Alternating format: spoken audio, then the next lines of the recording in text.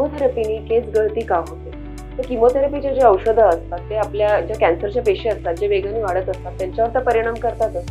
पण त्यासोबत पण इतर ज्या वेगाने वाढणाऱ्या पेशी असतात, जसं की आपल्या केसांच्या पेशी, नखांच्या किंवा तोंडामध्ये आत असणाऱ्या पेशी, आतड्यांमध्ये असणाऱ्या पेशी ह्याच्यावर देखील परिणाम करतात. आणि त्यामुळेच ज्यांना ज्यांना किमोथेरपी चालू आहे, त्यांना केस गळती किंवा तोंड येणे हे असे साईड इफेक्ट दिसून येतात. तर आता हे केस गळतीला आपण काय करू शकतो?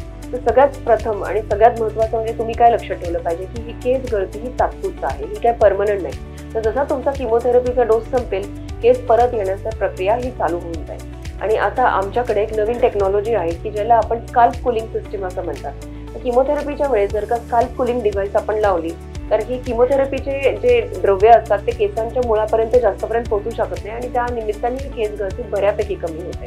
तर आपल्याकडे हे मार्ग आहेत केस गळती कमी होण्यासाठी. पण तरी सुद्धा तुम्ही आता किमोथेरपी किंवा त्याच्या साईड इफेक्ट्सला अजिबात घाबरू नका. तुम्ही तुमची किमोथेरपी व्यवस्थित पूर्णपणे पूर्ण करा आणि कॅन्सरशी लढा देण्याचा निश्चय करा.